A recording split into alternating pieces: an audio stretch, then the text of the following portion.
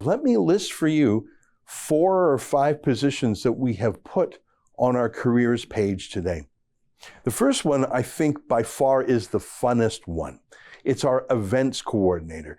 We haven't really had events in 2 years because of the lockdowns. We had one book event for China virus in the Edmonton area in the middle of the pandemic before the lockdowns really clamped down. It's sort of incredible to think about it, that we had an event at a restaurant and everyone was fine, and then the lockdowns came extremely heavy after that. But I want to get back into the events business big time.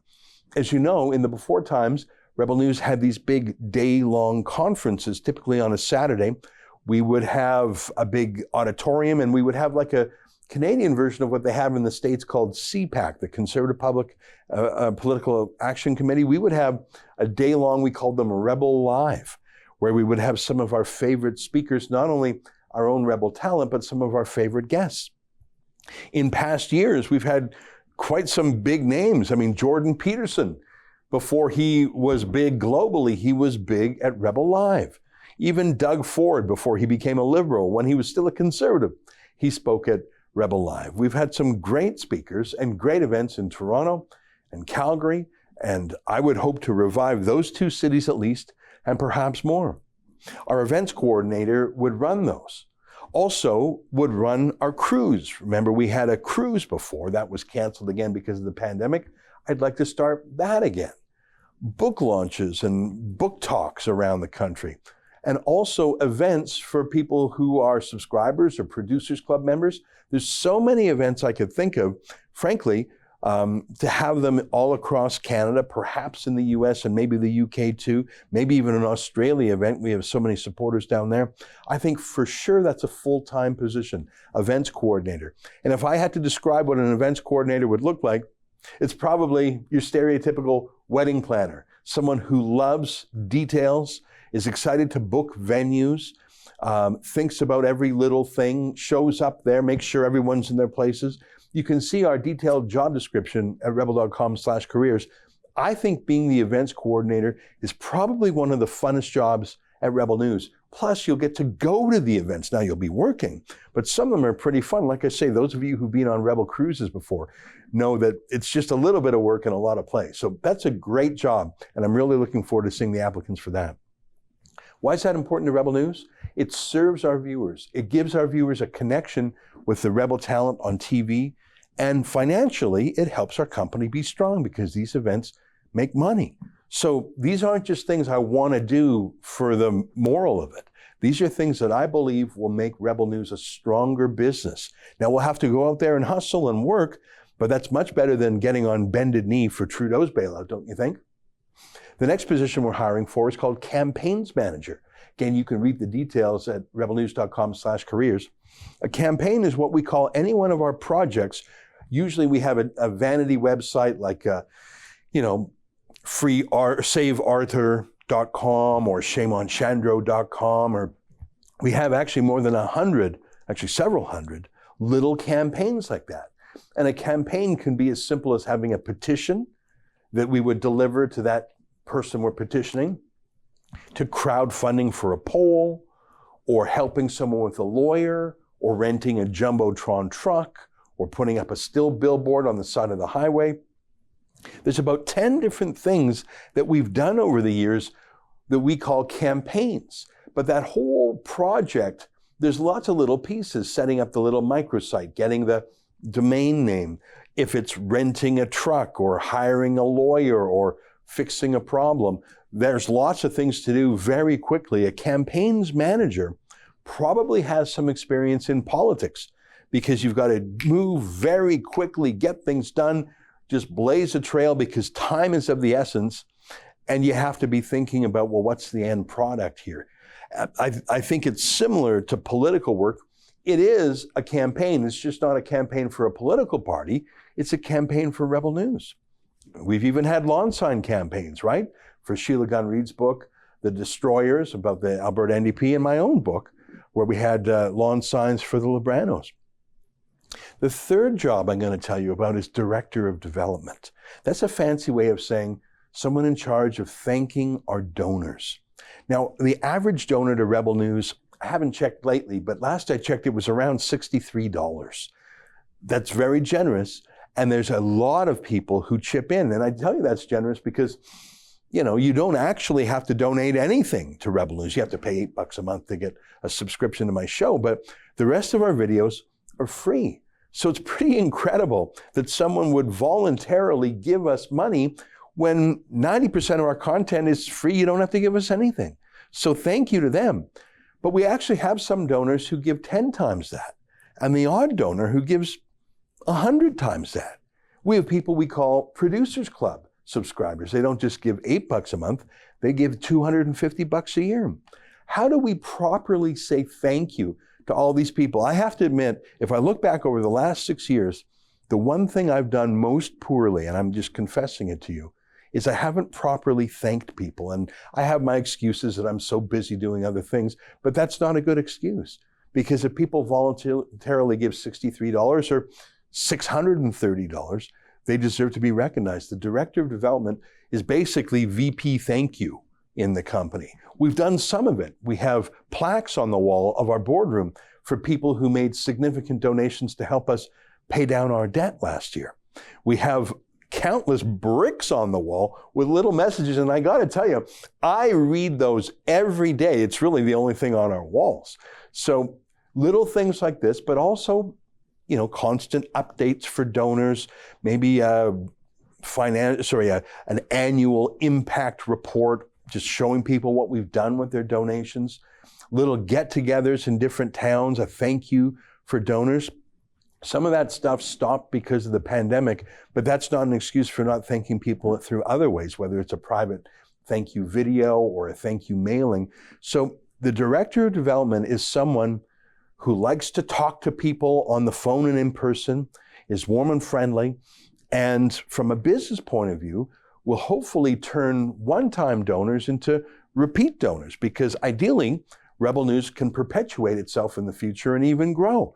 A Director of Development is someone who takes care of details when I didn't say thank you when I should have. They say thank you all the time and get me to say thank you.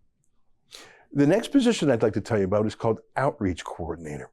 It's basically someone to spread the word about Rebel News. My view is that we've really spent very little money marketing or advertising Rebel News over the last 6 years. And the main reason for that is we just haven't had the money. And if we had the money, I'd rather spend it on hiring a reporter, or when bumps in the road happen, like a week or so ago, our key piece of hardware called the TriCaster, it's just the brand name of this, basically a fancy computer that combines the video and the Skype calls and the graphics. It's the system that puts the show together. After 6 years, it just broke down. It was actually conking out on the air in 1 hour. It went down 3 times. We knew we had to replace it. 38 grand. So if you were to say, Ezra, do you want to spend 38 grand advertising the Rebel or 38 grand fixing the hardware? Well, we have to fix the hardware. We have to get new computers because our computers are so old. That was my excuse for not spending money marketing and advertising the Rebel before. And I felt okay with that because the number one way Rebel News spread was through word of mouth, peer-to-peer sharing, people sharing our videos, sharing our emails, sharing our Facebook. Because our content was so interesting, people passed it around voluntarily. We didn't have to pay for that. I'm not proposing to getting into spending ad money, but that outreach coordinator, here's what that position does. Every day we produce, let's say, 10 videos here at Rebel News. Now, I think they're all good and they're all interesting, otherwise we wouldn't make them. But if there's a video that's of particular interest, for example, to Christian broadcasters, when we cover the stories about Christian pastors being jailed, maybe that's a story that we can call up some Christian radio station or Christian TV show and say, hey, we're not a Christian outlet ourselves at Rebel News, but we're sympathetic to Christians and the persecution of Christians. Like, for example, when I went on Tucker Carlson's show the other day to talk about the 40-odd churches that were torched in Canada. Getting on Tucker Carlson's show, getting on Glenn Beck's The Blaze, getting on not just American shows, but the other day I was on Richard Surrett's radio show in Mississauga. I think we need a person all day looking at what our most interesting videos are and saying, That's an oil and gas story. Let's see if we can get that picked up by some oil and gas media. That's a story about military and defense issues. So it's getting other people to pick up Rebel News stories with credit to us, to interview our Rebel talent, get Drea on TV, get Sheila, get Andrew Chapados just did a show the other day. So what I'm talking about is not paying for ads, but getting our talent on other networks, including American and Australian and British networks. I was on GB News the other day in the UK to spread the word about Rebel. I think that's actually a better expenditure, hiring a full-time staffer to do nothing but pitching Rebel stories to other media. We also, I think, need to make our internship program year-round. I'm really excited by what our interns have done. I don't know if you know this, but our head of video, Efron Monsanto, started as an intern right out of school. In fact, I think he was actually still in school when he started with us, and now he's our boss of video. And he brought other classmates with him, including Mocha Bazirgan, our chief videographer, and Lincoln Jay. So I think it's great to get interns because they haven't been steered wrong by other media. I would much rather hire a really bright student right out of school who's got the skills and hasn't been warped yet by, I wouldn't want to hire someone who worked at the CBC for 10 years. I'd have 10 years worth of unlearning bad habits to do. So I think a real gateway to young talent is by having an internship program where they can see our style, putter around here, do odd things, run out with the camera, just errands really, starting at the ground floor. And if they're as talented as Efron and Mocha and Lincoln, they'll rise very quickly. And I think that can be a great source of new talent, either on the TV side or the editing side or the behind the scenes side. So I want to make our internship program year round. There are other things that I would like to do on a business side. I think we do need to do better marketing for the show and not just outreach as I described. I think we need to increase subscriptions for the paywall shows. I think that's how Americans like Blaze TV do it. They just have a ton of subscriptions. Like I said, though, they have 10 times the market. There's creative ways of doing it. There are other conservative groups in Canada. Maybe we give them a commission for affiliate marketing if they sell a subscription on their website for a Rebel News premium subscription to Rebel News Plus. Maybe we give them a payment. There's a lot of businessy things that I think we need to do. And here's the thing. Today's show feels a little weird because I'm not railing against, a vaccine passport discrimination, or I'm not complaining about censorship plans by Trudeau or Joe Biden. I'm not talking about the things that make us passionate. I'm talking about the business plan that finances the passion projects, because you can't save the world if you can't pay the rent. At Rebel News, we've been lucky in that we've had thousands of grassroots crowdfunders pay our rent for us while we were out slaying dragons. And I want that to keep going on. But I think that with these positions I've just outlined, that we can actually make Rebel News stronger. I started by talking about the reporting positions in Ottawa, in the United Kingdom, if we can, and the China Affairs Report. I think those are great and important roles, and I want to do them. That won't actually make us any money, if anything. It's going to cost us money. But the other positions I've outlined, that's new. An events coordinator to really get us going again so we can interact with our viewers, get people FaceTime with the talent they like, and all of those events make money. A campaigns manager to help us do more little crowd-funded projects, which do make money for us through our terms of service. A director of development, or VP thank you, as I call them, to help me stay in touch with the most generous of our patrons, who I frankly should thank more often and should be kept in the loop, not just donate and sit back and watch, but donate and be thanked and be told what's going on the inside. An outreach coordinator to spread the word about Rebel News, including to American outlets, and an internship program in-house to get talent in. If you know of someone who fits these jobs, have them go to rebelnews.com/careers. Now, I have to tell you, most of them are here in Toronto, and I apologize for that. Believe me, I live here. I know how bad it is in the most locked down city in the world, according to the BBC. It's a politically correct city with terrible traffic, high crime, a shooting, every other day. It's just a really rough place. I think all of the ills of California are happening here in Toronto, and for some of the same reasons. So I apologize that we have to have at least 4 or 5 of those positions based here in Toronto. But let me tell you, on the plus side, you get to work with some of the most interesting, warmest, funniest, funnest people around. There's a real sense of purpose here. Plus, we have excellent snacks. So I'd encourage you or someone you know to apply for those Toronto positions.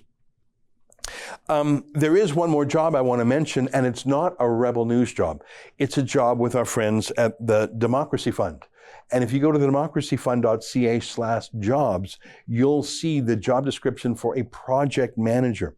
As you know, that's an arm's length charity with its own board of directors and its own mandate that helps with the Fight the Fines project and other civil liberties work.